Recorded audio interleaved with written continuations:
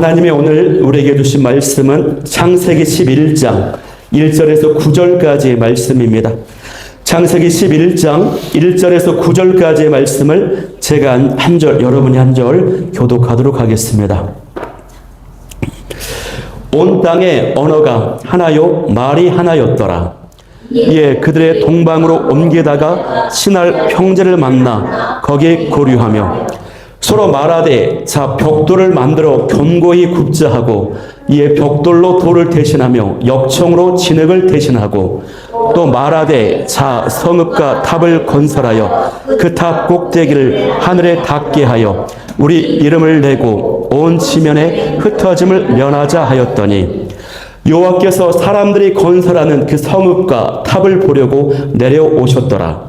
여호와께서 이르시되 이 무리가 한 족속이요 언어도 하나이므로 이같이 시작하였으니 이후로는 그 하고자 하는 일을 막을 수 없으리로다.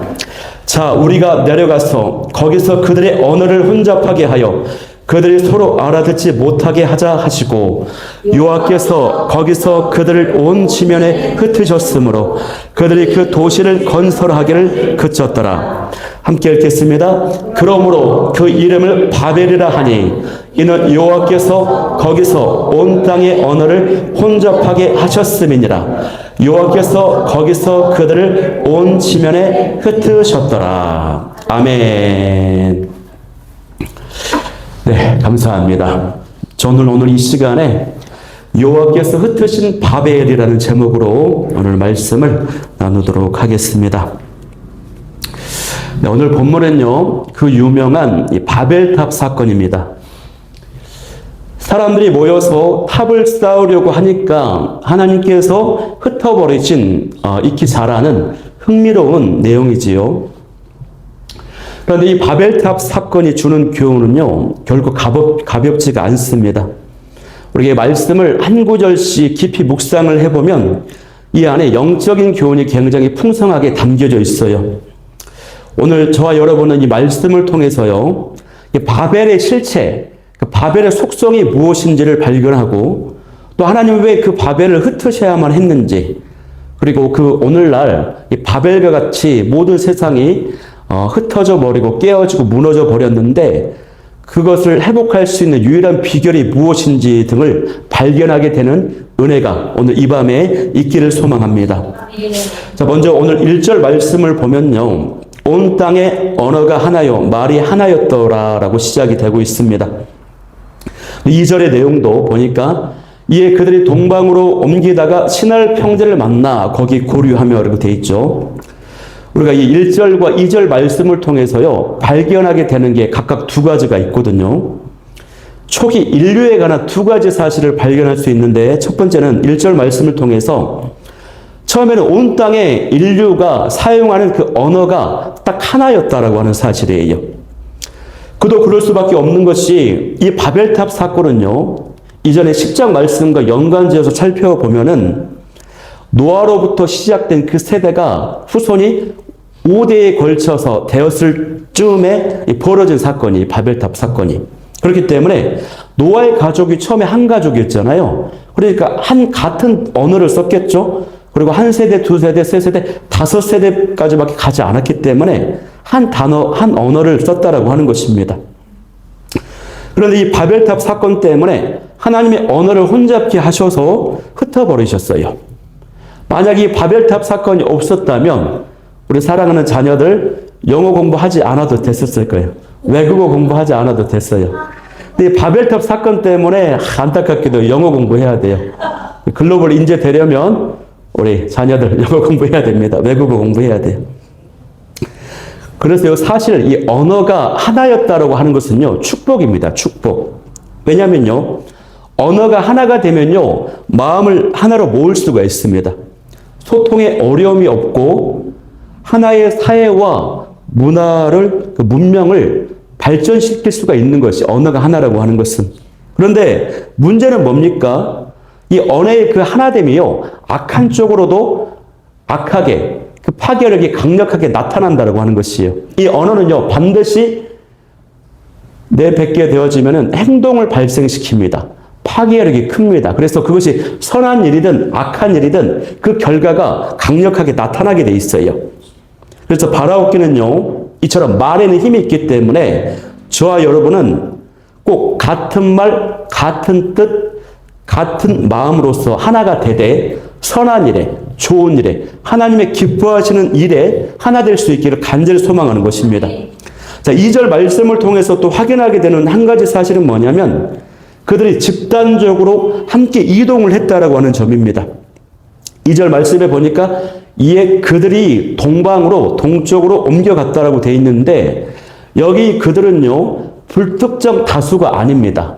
10장부터 지난 10장부터 쭉 살펴본 사람이라면 알 수 있어요. 이 그들이 누구냐면 그 맥락을 보면은 니므롯을 중심으로 한 세력을 말하는 것입니다. 지난번에도 우리가 살펴보았던 것처럼 니므롯이 누구였어요? 저주를 받은 노아의 후손 중에서 저주를 받은 함의 후손이었어요. 니므롯. 그런데 이 니므롯이 뜻이 뭐였습니까? 반역하는 자라고 했어요. 그리고 용감한 사냥꾼이었어요. 이 니므롯은 그 누구보다도 하나님 앞에서 반역을 행하는 사람, 그리고 많은 사람들을 지배하고 군림하고 정복하는 지배자였어요. 누구보다 힘이 세가지고 많은 사람들을 휘어잡고 세력을 규합해서 도시를 만들고 나라를 만드는 그런 사람이었거든요. 그래서 10장 10절 말씀을 보면은 이 니므롯, 그가 세운 대표적인 나라가 시날 땅의 바벨이었다라고 기록되어 있습니다. 그래서 이 바벨탑을 쌓는 그 주도 세력이 누구냐? 이 니므롯과 그를 추종하는 세력들이었어요. 이들이 사람들을 막 정복합니다. 지배합니다. 큰 세력을 형성합니다. 그러면서 동쪽으로 점점 이동해 갔습니다. 유목 생활을 많이 했고 또 장막을 치며 살았기 때문에 더 좋은 땅을, 목초지를 찾아서 이동을 막 하는 것이에요. 동쪽으로. 그러다가 시날이라고 하는 이 평지입니다. 평지. 평야니까 얼마나 땅이 좋아요. 보통은 상지도 있고 광야 같은 돌밭도 있고 사막도 있고 그러는데 평지입니다. 평지. 그런데 이 이제 시날 땅은 어느 곳이냐면 오늘날 말하면 이라크 남부 지역, 메소포타미아 문명이라고 우리 자녀들 들어보셨죠? 티그리스 강, 유프라테스 강이 얼마나 비옥합니까? 그래서 세계사 책에도 보면은 인류 최초가 문명이 시작된 곳이 메소포타미아 문명이거든요. 거기가 바로 시날 땅이에요. 그러니까 얼마나 비옥하고 살기 좋아요. 여기에서 정착하기로 이제 마음을 먹게 된 것입니다. 그런데 이 니므롯과 그의 세력들이 사람들을 지배하는 방식이 뭐였냐면 그것은요, 나라를 건설하는 방법이었어요. 나라를 막 만들어서 세우는 것이에요. 사람들이 점점 많아집니다. 이해관계가 생겨서 자꾸 다투고 갈등이 벌어집니다. 파벌이 형성됩니다. 각각 막 파벌, 세력이 형성이 됩니다. 그래서 이 다양한 상황 가운데서 이 모든 사람들을 하나의 지배체제, 하나의 국가, 하나의 법체계, 하나의 권위 아래 묶어둘 필요가 있었어요. 그 방법이 나라를 세우는 것이었어요. 나라를 세워가지고 법을 세워서 꼼짝 못하게 만드는 것이 이 니므롯의 방식이었어요. 그래서 우리가 지난번 살펴보았던 것처럼 10장과 10장에 10절과 11절을 보면은 이 니므롯이 세운 나라가 얼마나 많았습니까? 지명이 10개나 언급이 됐어요. 10개. 이 나라도 세고 저 나라도 세고 10개나 언급될 정도로 많은 나라를 세웠어요, 여러분. 시날 땅도 마찬가지였어요. 그래서 더군다나 이 시점에는 어떤 것이 있었냐면 이제 건축 기술이 발전이 되는 것입니다. 그래서 3절 말씀을 제가 읽어드릴게요. 자, 서로 말하되 자, 벽돌을 만들어 견고히 굽자 하고 이에 벽돌로 돌을 대신해서 역청으로 진흙을 대신하고. 자, 이것은요 쉬운 설명이지만 무엇을 말하는 거냐면 당시에 이 시점의 즈음에서 건축 기술이 굉장히 비약적으로 발전했다라고 하는 것을 보여주는 것입니다. 당시에는 원래 어떤 건축을 할 때에 돌멩이 있잖아요. 흔해 빠진 돌멩이, 돌이랑 진흙을 같이 섞어가지고 만들었거든요. 돌과 진흙만 만드니까 어떻게 돼요? 강풍이 불면은 이제 무너지기 쉽고 또 높이 쌓을 수가 없어요. 높이 쌓는데 한계가 있어요. 그런데 이때부터 어떤 기술이 발달됐습니까? 벽돌을 만들 수 있어요. 이 진흙을요, 구워가지고 네모 반듯한 벽돌, 또 튼튼한 벽돌을 만들 수 있게 되었다는 것입니다. 그리고 그 벽돌과 벽돌 사이에 틈이 있잖아요. 벽돌과 벽돌 사이를 견고하게 접착시킬 수 있는 그 요소가 뭐냐면 역청이에요. 역청. 역청으로 진흙을 대신하고, 이 역청이 뭐냐면 굉장히 시멘트 같은, 아스팔트 같은 검은색 타르로 된 그런 건데, 자, 근데요, 여기서 우리가 좀 주목해야 될 게 있는데, 자, 여기 말하는 이 역청은요, 사람이 개발하고 발명한 것이 아니었습니다. 이 역청은 언제 나오냐면, 하나님께서 노아에게 방주를 만들어라 라고 했을 때, 하나님의 노아에게 설계도를 보여줬어요. 설계도. 그리고 역청이라고 하는 것을 하나님이 가르쳐 주셨어요. 노아가 이제 나무 판자를 이렇게 덧댔잖아요. 그 틈새가 물이 들어가지 않도록 역청이라고 하는 것을 하나님이 보여주셨어요. 가르쳐 주셨어요. 그 기술을 가지고 방주를 만들었거든요. 나무로 역청을 발랐어요. 그런데 오늘 본문에 보니까 이 사람들이 하나님의 가르쳐 주신 그 기술을 가지고 악한 일에 사용을 하고 있다는 것입니다, 여러분. 하나님의 선한 일에 쓰라고 구원 방주를 만들었을 때 좋은 일, 구원을 위해 쓰는 그 기술을 지금은 악한 일에 쓰고 있다는 것이에요, 여러분. 그런데 이것이 오늘날에도 하나님이 주신 인간의 유익과 편리를 위해서 주신 기술들을 악한 일에 쓰는 경우가 굉장히 많다는 것이죠. 대표적인 게 다이너마이트가 있습니다. 다이너마이트. 보통 같으면 이 내용을 안 하는데 자녀들이 있어서 좀 나누고 싶어요. 다이너마이트 누가 만들었습니까? 노벨이 만들었어요. 잘하시네요. 원래는 사람을 죽이려고 만든 게 아니에요. 건축이라든가 터널을 뚫는다거나 광산에서 강물을 캐기 위한 용도로 다이너마이트를 만들었어요. 그런데 사람들이 그것을 전쟁 도구로 많은 사람들을 죽이는 데 사용을 하는 것입니다. 이 때문에 노벨이 돈을 굉장히 많이 벌었지만 마음속에 어때요? 죄책감이 있는 것이에요. 그런데 어느 날 노벨의 형이 죽임을 당해서 사망을 했어요.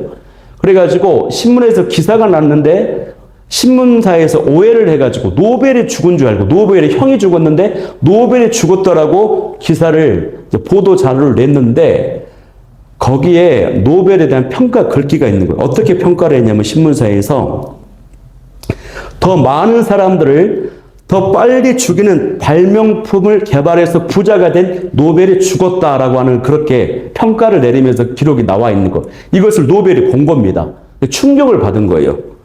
아, 사람들이 나를 이렇게 평가를 하고 있구나. 그래서 이 노벨이 회개하는 마음으로 자신의 이제 사재, 재산을 모아서 인류에게 가장 큰 공헌을 한 사람에게 무엇을 주어라? 노벨상을 주어라. 그래서 노벨상이 이제 만들어진 것입니다. 예, 그래서 사랑하는 자녀들이 노벨상을 받을 수 있는 다른 주인공 되길 바래요. 네. 다시 이제 설교가 좀 샜습니다. 다시 돌아와서요. 오늘날요, 기술과 과학이 굉장히 발달을 합니다. 하나님께서요, 인간의 유익을 위해서 이러한 것들을 허락해 주셨거든요. 그런데 그것이 악한 일에 사용되어서는 안 된다라고 하는 것이에요. 요즘 뉴스를 보면은 깜짝깜짝 놀라는 게 뭡니까? 사람을 꼭 닮은 인공지능 로봇이 나와가지고요. 그게 깜짝 놀랍니다. 저런 기술이 인간에게 편리와 또 유익을 주지만 그러면서도 한편으로는 굉장히 우리의 마음이 불편한 게 뭡니까? 인간을 꼭 닮은 이 로봇을 만들 수 있는 그 인간들이 하나님의 자리를 대신 차지하면 안 될 텐데라고 하는 걱정이 있는 것입니다. 저런 기술들 때문에 하나님의 형상대로 지음받은 사람의 그런 어떤 생명의 고귀함, 존엄성, 영혼의 가치가 훼손되면 안 되는데 하는 걱정이 있는 것이에요. 그래서 이런 기술들이요, 하나님의 영광을 위해서, 선한 일을 위해서 사용되도록 우리가 분별하면서 이 일을 위해서 또 관심 가지고 기도해야 될 줄 믿습니다. 여러분, 하나님께서요, 사람을 위해 주신 이 기술과 능력들을 가지고 사람들이 하나님께 무엇을 행하고 있어요? 반역을 행하고 있다는 것입니다. 하나님이 주신 그 기술과 능력을 가지고 하나님을 거역하고 불순종하고 자신의 영광과 목적만을 위해서 사용하는 이것, 그 영광과 자신의 영광과 목적만을 위해서 이 나라와 탑을 건설하는 이것이 바로 바벨의 실체라고 하는 것이에요. 바벨의 특징이고 속성이라고 하는 것입니다, 여러분. 우리 이것을 꼭 먼저 기억하고 가야 돼요. 4절 말씀을 한번 합독해 볼까요? 자, 시작. 또 말하되 자 성읍과 탑을 건설하여 그 탑 꼭대기를 하늘에 닿게 하여 우리 이름을 내고 온 지면에 흩어짐을 면하자 하였더니 3절에도 보면은 서로 말하되 자 이렇게 하고 4절에도 서로 말하되 자 이렇게 얘기합니다. 이 자는 뭡니까? 이 말을 통해서 자 이제 우리 악한 일에 함께 마음을 모으자, 악한 일을 시작해보자, 이 자, 이 말이에요. 그런데 이 건축 기술을 가지고 무엇을 했다고요? 성읍과 탑을 건설하자라고 했어요. 대제국을 건설하자, 하늘까지 닿을 수 있는 탑을 건설하자. 그리고 그 목적은 뭐였습니까? 우리의 이름을 내고 온 지면에 흩어짐을 면하도록 하자라고 하는 목적을 가지고 이제 이렇게 하는 것이거든요. 자, 이제 이 4절 말씀부터요, 이제 본격적으로 하나님께 대적하는 그 인간들의 교만함이 이제 등장합니다. 드러납니다. 하나님은요, 여러분, 생육하고 번성하여 땅에 충만하라고 말씀하셨거든요. 창세기 1장에 그랬어요. 그리고 노아의 그 홍수, 대홍수 심판 이후에 방주에서 나온 노아의 가족들에게 또 다시 생육하고 번성하여 땅을 충만하라 말씀하셨어요. 그때는 이제 정복하라는 말은 없었어요. 1장에는 있었지만. 어쨌거나 이렇게 흩어지는 것이 하나님의 뜻이었습니다. 왜 흩어지는 것이 하나님의 뜻이었습니까? 이 명령에는요, 어떤 뜻이 있냐면, 흩어지라고 하는 것은 문화 명령이 있어요. 하나님의 대리자로서 인간이 이 온 우주 만물을 다스리고 잘 관리하라, 이 뜻과 동시에 선교적 사명이 있는 것입니다. 복음을 증거하고 경건한 자손으로서의 모습을 많은 사람들에게 알려주는, 선한 영향을 미치는, 머물러 있지 말고 흩어져라, 생육하고 번성하라, 선교 사명이 있는 거예요. 선교적 사명. 그런데 이것을 거부하고 모여 있겠다라고 하는 것입니다. 이를 통해서 우리는 이 바벨의 실체가 무엇인지 다시 한번 정리를 해야 되는데요. 두 가지를 나누고 싶어요. 바벨의 실체가 뭐냐. 첫 번째는, 바벨은 뭐냐면 하나님이 없이 자기 영광을 최대한 높이 올리는 것입니다, 여러분. 하나님 없이 자기의 영광을 최대로 높이 올리는 것이, 이것이 바로 첫 번째 바벨의 실체입니다, 여러분. 이들의 계획에는요, 하나님이 완전히 빠져 있어요. 이들의 계획과 뜻에는 하나님의 뜻은 전혀 언급되지 않아요. 하나님의 영광이 없어요. 창조주 하나님의 존재 자체가 지워져 있는 상태라고 하는 것이에요. 그러면서 자신들의 이름과 자신들의 영광과 명성만을 높이고 있다는 것입니다, 여러분. 이것에 집중을 하고 있어요. 유대 전승에 따르면요, 이 바벨탑을 쌓는 이 사람들이 벽돌을 하나씩 쌓아 올릴 거 아니에요. 그러면은 그 벽돌 하나에 자기 이름을 새겼다는 것입니다. 뭐 김영은 이런 식으로 했고 쌓고, 또 자기 이름 쌓고 서로 막 자기 이름을 새겨가지고 벽돌을 하나하나씩 올렸다라고 하는 것이에요. 그렇게 해서 탑이 높이 올라가면 올라갈수록 자기 이름도 높아지는 것입니다, 여러분. 이처럼 바벨탑은 하나님 없이 자기 이름과 자기 영광을 세우고자 하는 최고 교만의 상징이 바로 이 바벨입니다. 바벨. 그런데 인류의 역사가요, 그래 왔어요. 권력자들이 그래 왔어요. 항상 인류의 역사가 그런 식으로 흘러왔다는 것입니다. 이집트 피라미드를 지은 바로 왕, 파라오. 피라미드를 지은 이유가요, 자신의 권세를 상징하는, 또 나는 사람이 아니다 신격화시키는 그런 상징물이 피라미드예요. 또요, 이탈리아 로마에 있는 콜레세움 경기장도 로마 황제의 그 권위를 상징하고 자랑하기 위해서, 가시하기 위해서 콜레세움 경기장을 만들었습니다. 프랑스에 가면 베르사유 궁전이 있어요.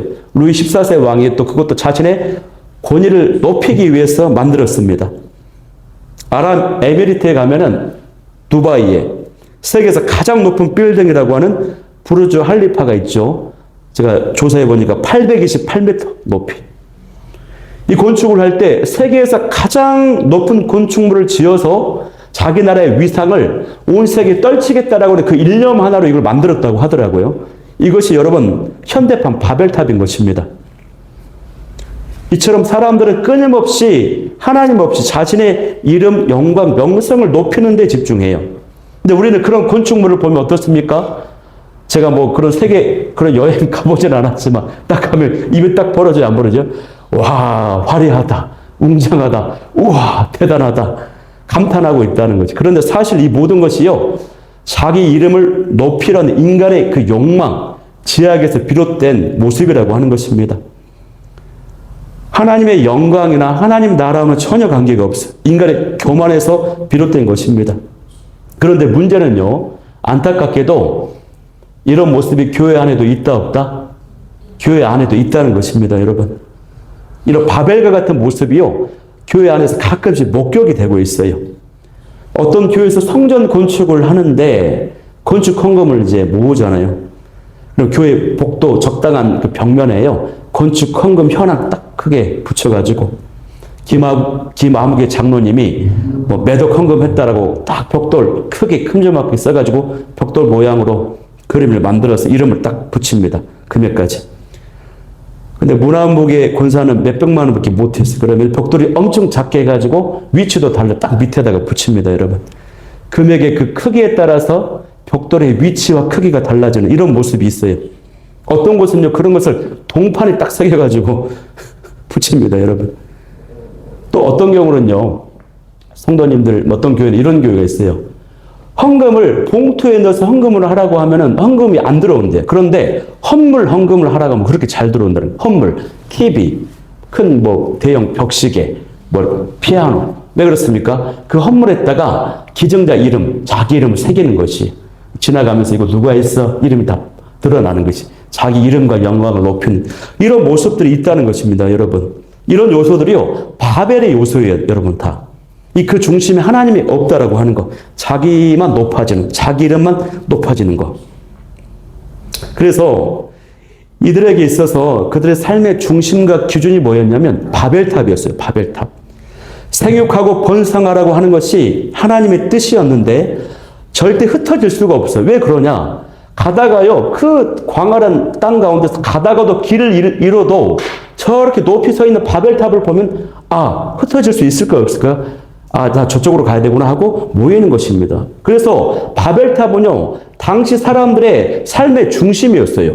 기준점이었어요. 원칙이었어요. 그리고 이것은 단순한 그런 걸 말하는 것이 아니라 이 모든 사람들의 가치관, 사고 방식을 결정하는 것이었다고 하는 것입니다.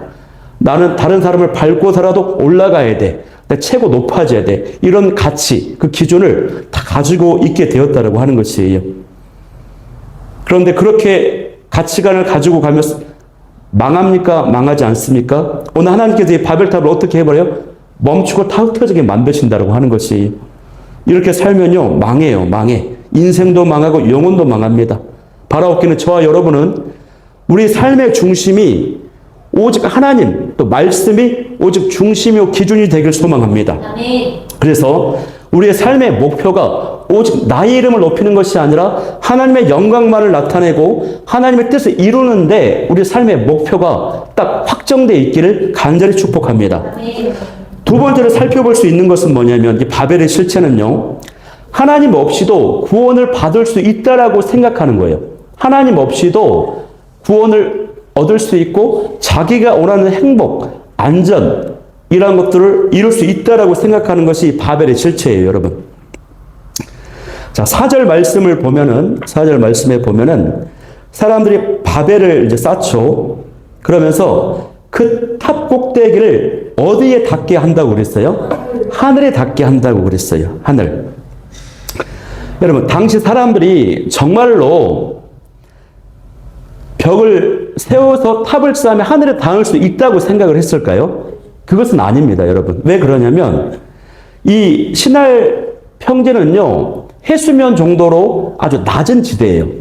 근데 만약에 이 사람들이 정말로 탑을 쌓아가지고 하늘을 닿을 수 있다라고 생각을 했다면 높은 지대, 산이 있는 곳이나 아주 높은 곳에 아마 세웠을 건데 그렇지 않았거든요. 이것은 상징입니다. 상징. 자신들의 마음과 태도를 보여주는 상징이에요. 가치관을 가리키는 것이에요. 여러분, 이것이 어떤 가치관, 어떤 태도를 보여주는 것입니까? 자신들의 힘과 노력으로 구원에 이를 수 있다. 하늘에 도달할 수 있다. 이 그들의 믿음을 보여주는 건축물인 것입니다, 여러분. 이 메소포타미아 문명에 가면은 이 비슷한 건축물이 많아요. 지구라트라고 하는 건축물이 있거든요. 그 건축물, 지구라트 혹시 들어봤나요? 있어요. 책을 많이 읽어가지고. 거기에 보면은요, 계단식으로 돼 있어요. 계단식으로. 계단을 한 발 한 발 밟으면서 높이 올라갈 수 있는 것입니다, 여러분. 그런 구조거든요. 이것은, 이 바벨탑은 뭐냐면, 사람들이 자신의 구원을 위해서 만든 건축물이라고 하는 것입니다. 하늘에 도달하기 위해서 만든 건축물이에요. 당시에도 그렇고 오늘날에도 그렇고요. 이 땅에 많은 사람들은 구원을 얻으려면 자신의 힘으로 올라가야 된다고 생각을 하는 것입니다, 여러분. 착하게 살아야 되고 열심히 노력해야 되고 공부하고 애를 쓰면 구원에 이를 수 있다고 생각을 해요. 그런데 여러분, 구원에 이를 수 있습니까? 하나님을 만날 수 있습니까? 하늘에 도달할 수 있습니까? 그러지 못하죠. 그러나 얼마나 수고하고 애를 쓰는지 몰라요. 구원은요, 우리가 올라가는 것이 아닙니다. 구원은요, 하나님이 우리에게 내려오셔야 이루어지는 것입니다. 그런데 종교다운주의를 말하는 사람들은요, 이렇게 얘기하잖아요. 산의 정상에 올라갈 때 동쪽 길도 있고 서쪽 길도 있고 이렇게도 가고 뒤쪽으로 가도 되고 어쨌거나 정상에만 오르면 되지. 그럼 되잖아. 이런 것처럼 모든 종교에 구원이 있어야라고 얘기를 하거든요. 그런데 그 논리에는요, 아주 중요한 전제가 빠졌어요. 구원이라고 하는 것은 우리가 올라가서 이룰 수 있는 것이 아니에요. 내려와야 되는 것이에요. 하나님이 내려와셔야 돼요. 하나님의 아들 예수님이 이 땅에 내려오셔야지만이 이룰 수 있는 것이라고 하는 것입니다. 제가 몇 번 했던 예화인데 우리 자녀들도 있으니까 한번 또 나눠볼게요. 어떤 작은 동산의 숲속에 많은 동식물들이 또 그 땅 속에 개미들을 비롯해서 곤충들이 살고 있어요. 그런데 시청에서 저기 동산을 다 밀고 학교를, 큰 건물을 짓기로 계획을 딱 했어요. 그래서 덤프트럭과 많은 그런 건축에 필요한 그런 공사가 대대적으로 일어나니까 그 지역에 살고 있는 동물들이 다 죽게 생겼습니까? 안 죽게 생겼습니까? 그 땅속의 개미들, 곤충들이 다 죽게 생겼죠. 다 파헤치게 되니까. 그러면 가엾고 불쌍해서 그들 살리려면 어떻게 해야 되나요? 내가 가서 막 외치면 되나요? 그 곤충과 개미들이, 이 동식물들이, 식물은 어차피 그렇다 치고 동물들이 내 말을 알아먹나요? 다 피해, 도망가. 지금 이대로 있으면 다 죽어. 다 공사가 진행이 될 거야. 그럼 방법이 뭐가 있을까요? 우리 요셉이가 사람인데 개미가 돼야 돼요. 개미가 되어서 그 개미의 세계로 딱 들어가야 되는 것이. 개미의 언어로, 개미의 어떤 신호로, 전파로, 페로몬으로 알려야 돼요. 그래서 여기에 공사가 진행이 되는데 이들을 있으면 다 죽으니까 피해. 옆 동네로 이사 가야 돼. 그 말을 듣는 사람은 살아요. 사람이 아니죠, 동물은. 그러나 듣지 않으면 다 죽게 된다는 것입니다. 이것이 바로 우리 예수님께서, 하나님의 아들이신 예수님께서 오셔서 구원을 이루게 하셨다고 하는 사실이에요. 그렇기 때문에 우리는요, 얼마나 그 탑을 올라가려면 노력하고 땀을 흘리며 고생해야 됩니까? 그래서 우리도 마찬가지로 힘을 좀 뺄 필요가 있어요. 너무 내 힘으로, 내 의지로, 내 노력으로 우리가 잘 살려고 하고 어떤 영적인 성취를 이루려고 하는 힘이 빡 들어간 경우가 있어요. 우리가 하나님 앞에서도 마찬가지라고 하는 것입니다. 우리 영적인 힘이 너무 들어가 있을 때가 있기 때문에, 그래서 이런 말이 있어요. 저 사람은 너무 영적이어서 하나님이 그 사람에게 다가갈 수 없다, 이런 말이 있어요. 너무 영적인 사람이어서 너무 영적이지 않다, 이런 말이 있어요, 여러분. 여러분, 우리 하나님은 너무나도 좋으시고 인자하신 아버지 하나님. 그 하나님 앞에 우리가 힘을 좀 뺄 필요가 있다는 것입니다. 수고하고 무거운 짐진 자들아 다 내게로 오라. 내가 너희를 쉬게 하리라. 이 때문에 예수님이 오늘 십자가에 달려서 운명하셨잖아요. 숨지셨잖아요. 내 힘으로 살지 말고 주님이 주시는 그 은혜로 살아가는 저와 여러분이 될 수 있기를 소망합니다. 이처럼요, 바벨의 실체는요, 하나님 없이 자신만 높아지려고 하는 것이 바벨의 실제 첫 번째. 두 번째는 하나님 없이도 스스로 구원에 이를 수 있다라고 여기는 것이 바벨의 실체. 그런데 이런 바벨의 모습에서요, 어떻습니까? 하나님을 대적하고 죄를 짓고 우상을 숭배하고 모든 악한 것, 이 땅의 모든 악한 것이 이 바벨의 실체에서, 이 바벨의 모습에서 다 시작이 되었다라고 하는 것이에요, 여러분. 그걸 기억해야 돼요. 아, 이 두 기둥에서 악한 것들이 다 나왔구나. 요한계시록 17장, 요한계시록 17장 5절 말씀을 보면 이렇게 기록되어 있거든요. 그 이마에 이름이 기록되었으니 비밀이라 큰 바벨론이라 땅의 음녀들과 가증한 것들의 엄이라 하였다 이렇게 기록되었어요. 근데 큰 바벨론이 있는데 이 음녀들과 가증한 것들의 엄이 모든 것을 잉태하는 악한 것들을 다 나게 하는 근원이 이 바벨이라고 하는 것이에요. 바벨론. 여러분, 하나님을 주인으로 인정하지 않는 여러 형태의 교만, 하나님이 없는 세속주의적인 가치관, 또 다른 방식으로 구원에 이룰 수 있다라고 생각하는 모든 종교들과 사상들, 우상 숭배들, 이 모든 것이 바로 인간이 쌓아 올린 이 바벨탑에서, 이 바벨에서 시작이 되었다라고 하는 것이에요. 그러니 여러분, 하나님께서 이 모습을 보시고 가만히 있으실 수가 있을까요? 그래서 5절을 보면요, 하나님께서 그 성읍급 탑을 보려고 내려오셨다라고 말씀하고 있어요. 하나님은요, 보시는 분이, 우리를 다 아시는 분, 우리를 다 보시는 분이에요.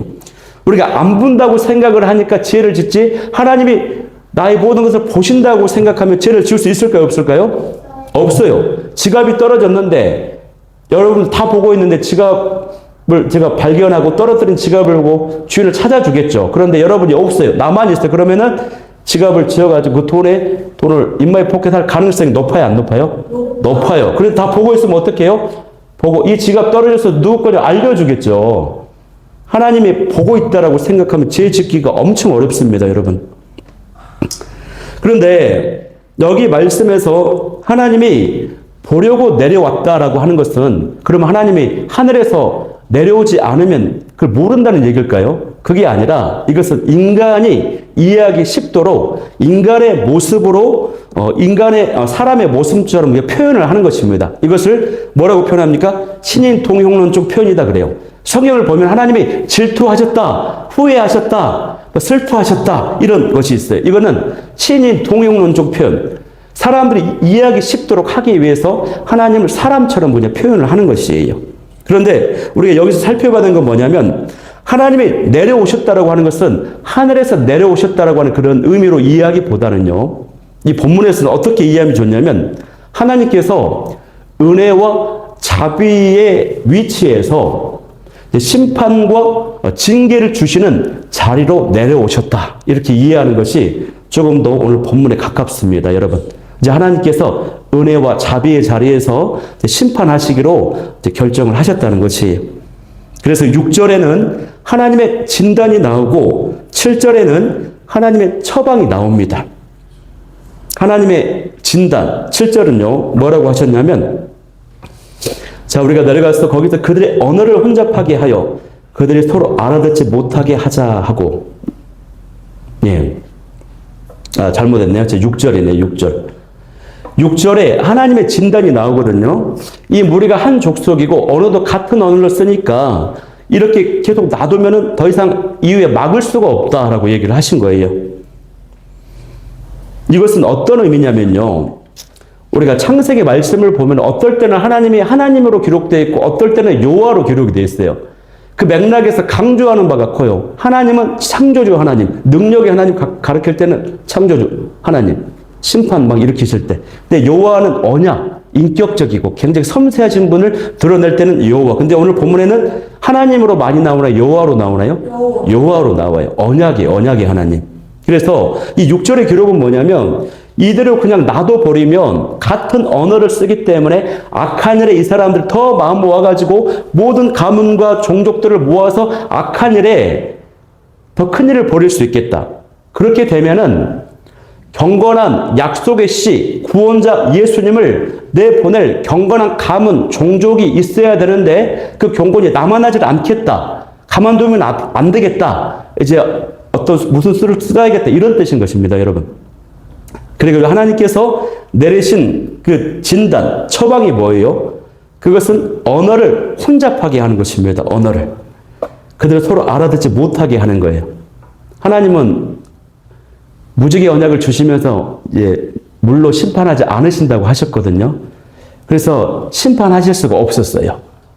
그래서 다른 걸로 심판하시는데 그 언어를 혼잡하게 하시는 것입니다, 여러분.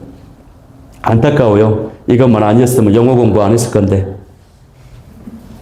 그래서 산산조각이 나서 흩어져 버리는 것이에요. 건축을 하는데 언어가 다르니 여러분, 망치 갖다 줘 그렇게 했는데 갑자기 돌멩이를 갖다 주고, 그렇죠? 톱 갖다 줘 그러는데 엉뚱한 걸 막 갖다 주니 이 건축이 되겠습니까?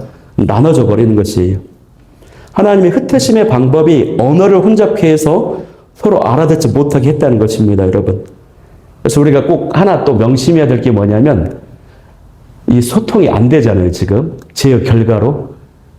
소통이 안 되는 것이 제의 결과일 수 있다는 것입니다. 여러분 혹시 부부 사이에 소통이 잘 되고 있습니까? 부모님과 자녀들 소통이 잘 되고 있습니까? 우리 한국말 한다고 해서 다 소통이 되는 것이 아니에요. 둘째랑 얼마나 소통이 안 되는지 몰라요. 무슨 말만 하면 맨날 배설물 이야기를 하니까. 뭐 얘기만 하면 에이 그거다 뭐 그러고 그래가지고. 근데 하나님께서 이렇게 흩으셨는데요. 그래서 이제 8절에 보면은 온 지면에 흩으셨다라고 하셨는데, 바벨의 뜻이 흩었다라고 하는 뜻이 혼란스럽다 이 뜻이에요. 바벨의 뜻이. 하나님의 중심에 없고 말씀의 기준이 없으니 혼란스럽고 어지럽죠. 예.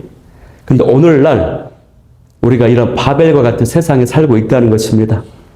오늘날 이 세상과 사람의 모습이 창조의 질서가 다 무너져 버렸어요. 하나님의 형상이 회복돼야 돼요.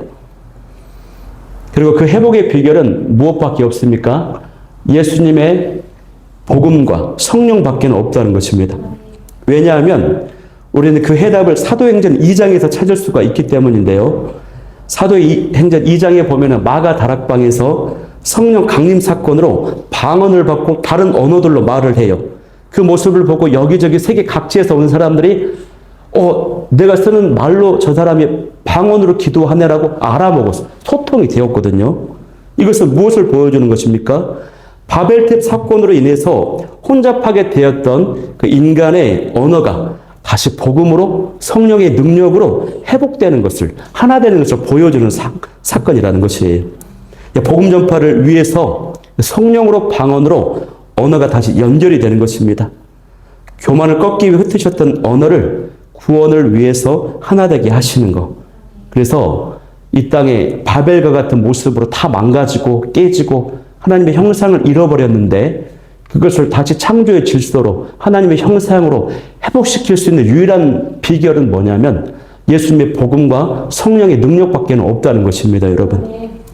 그래서 우리가 오늘 이 말씀을 붙잡고 기도할 때 하나님, 제 안에 있는 그 바벨적인 요소가 사라지게 하시고 복음과 성령으로 회복시켜 주셔서 우리가 그렇게 쓰임받는 통로가 되게 해달라고, 이 땅을 회복시키는 통로가 되게 해달라고 기도하며 나아가는 이 저녁이 되었으면 좋겠습니다.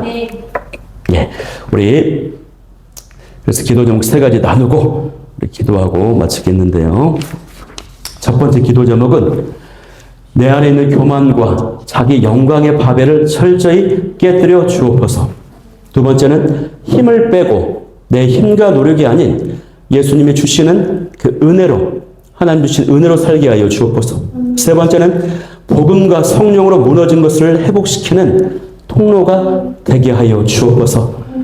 우리 기도를 말씀 붙잡고 한번 기도하고, 두 번째는 교회를 위해서 기도하고, 그 다음에 개인 가정을 위해서 기도하고, 딱 3번 모아서 기도하고, 금요 저녁 기도는 마무리가 됩니다. 함께 같이 마무리합니다. 수요 저녁 같은 개인적으로 기도하고 가시는 거고, 오늘은 이렇게 짧고 굵게 3번 딱 모으고 마무리하도록 하겠습니다. 우리 오늘 성금요일이기 때문에 십자가 찬양하며 한번 나아가 보도록 하겠습니다.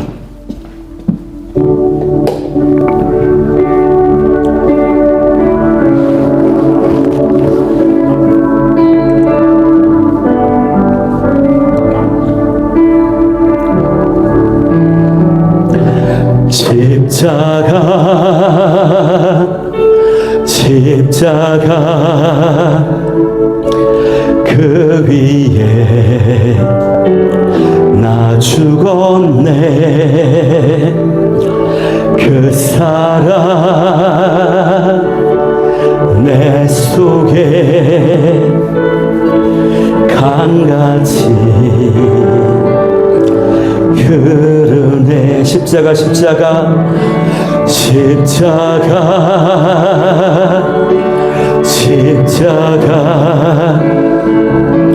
그 위에 나 죽었네. 그 사랑 내 속에 강같이 흐르네.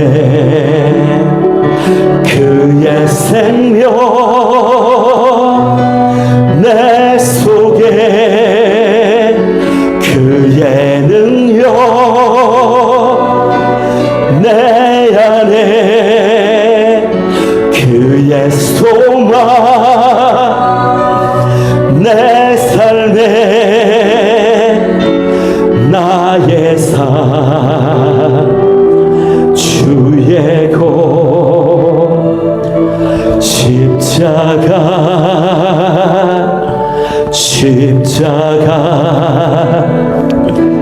그 위에 나 죽었네. 그 사랑 내 속에 강같이 흐르네. 하나님, 내 안에 있는 교만과 자기 영광의 그 바벨적인 요소를 철저히 깨뜨려 주옵소서.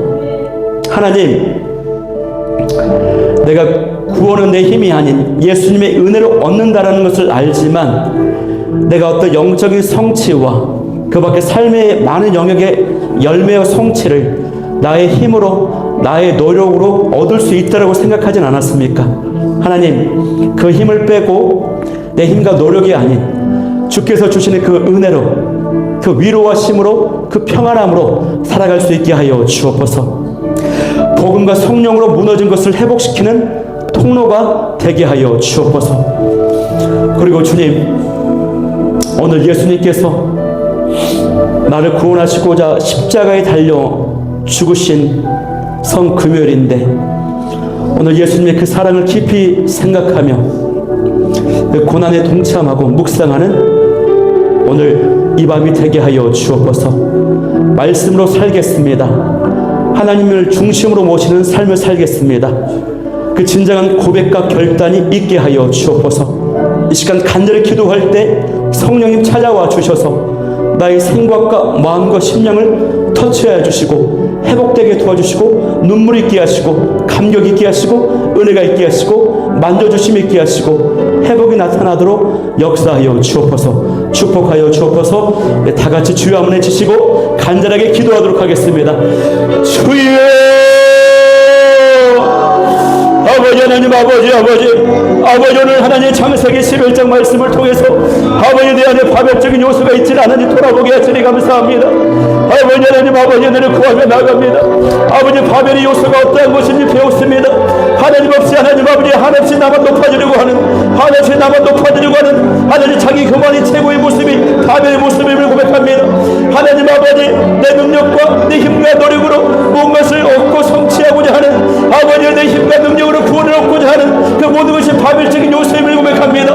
아버지 모든 이 세상의 모든 어그러지고 깨뜨려지는 모든 것이 아버지 파멸의 요소로부터 시작되었음을 고백합니다. 아버지 하나님 아버지 힘을 빼고 내 힘과 노력이 아닌 예수님이 주시는 은혜로 살게 도와주옵소서. 아버지 예수님을 믿음으로 구원받고 아버지 은혜를 주셨는데 하나님 구원뿐만 아니라 내 삶의 모든 영역을 내 힘과 노력으로 하나님 내 힘과 노력으로 내 능력으로 무언가를 성취하고 이루고자 하진 않았습니까?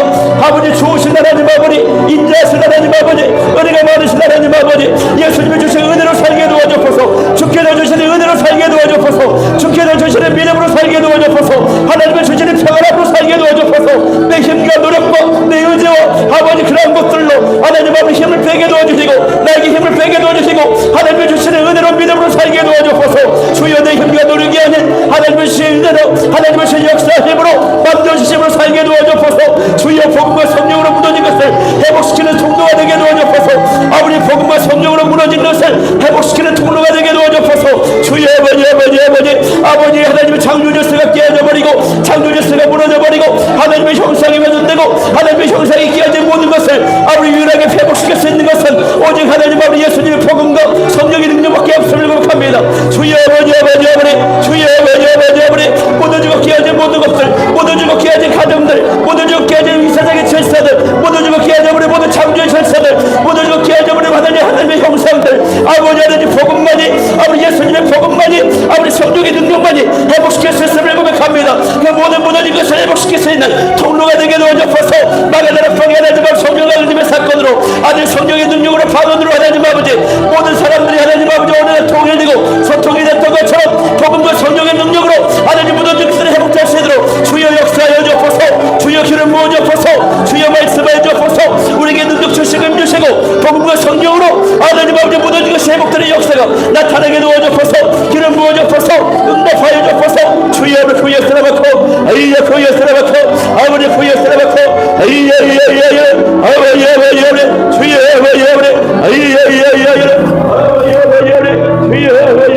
아이야 아버지 하나님 그만으로 자기 영광의 바늘이 전체 힘들어지게 도와주시고 아버지 힘을 내고 내 힘을 얻게 하니 예수님의 신으로 믿음을 살게 도와주옵소서.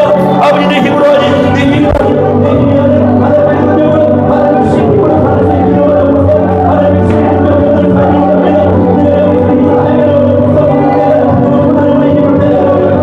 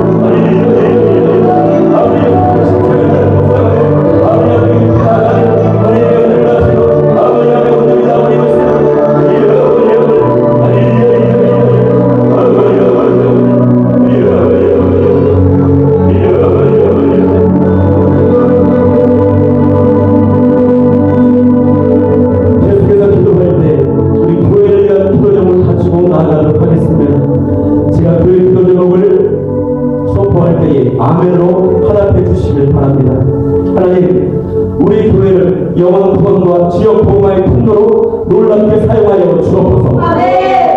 담임 목사가 교회를 잘 이끌어갈 수 있도록 영적인 능력을, 말씀과 기도와 종교 사랑의 능력을 허락하여 주시고 지혜와 강건함을 허락하여 주옵소서. 5월달 안에 세 가지 이상 동목이 되어서 오후 소그룹 예배가, 역동적인 소그룹 예배가 드려지게 도와 주옵소서. 이번 부활주일 감사 예배가 하나님의 영광을 받으시고 우리 모두는 예수님의 부활을 기뻐하며 부활의 영성으로 충만케 되는 은혜의 시간이 되게 하여 주옵소서. 다음 세대를 위한 모임과 예배, 주의 날들을 축복하여 주시고 부흥을 허락하여 주옵소서. 기도보심이 가득한 예배팀, 세션 및 싱어들이 준비되게 넣으셔서 구성되게 하여 주옵소서. 예배의 동역자, 기도의 동역자, 전도의 동역자를 연결되게 도와주시며 풍부한 예배 공동체로 세워지게 하여 주옵소서. 하나님, 이 나라 이민족과 한국교회 다음 세대를 붙잡아 주옵소서. 교회 나라 민족을 위해서 주여 안에 주시고 간절하게 기도하겠습니다. 주여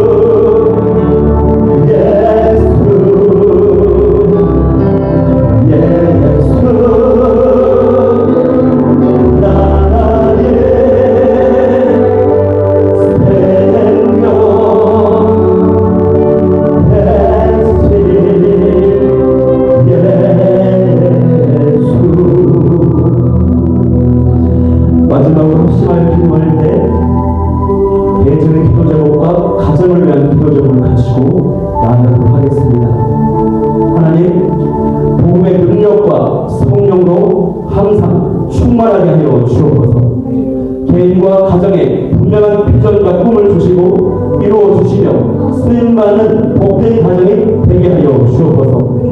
건강과 자녀의 진로를 책임져 주시고 일터를 지켜주시고 재정의 문도 활짝 열어 주옵소서.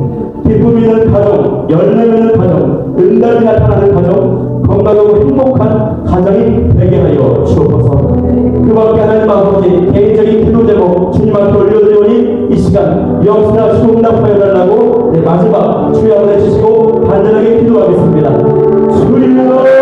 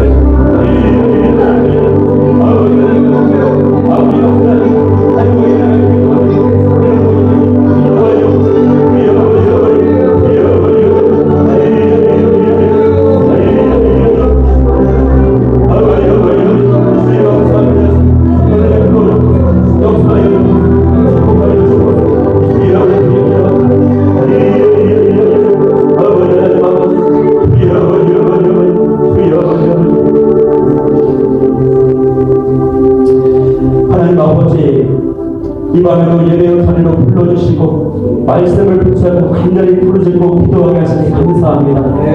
오늘 하나님 이 말씀에 응답하시니까 이 말씀의 능력들이 그 삶의 현장 가운데 나타나게 도와주옵소서. 우리 안에 있는 교만과 자기 영광을 추구하는 그런 바벨들이 철저히 깨뜨려지게 도와주옵소서. 힘을 빼고 내 힘과 노력이 아닌 주께서 주시는 은혜와 그 위로하심으로 살아가게 도와주옵소서.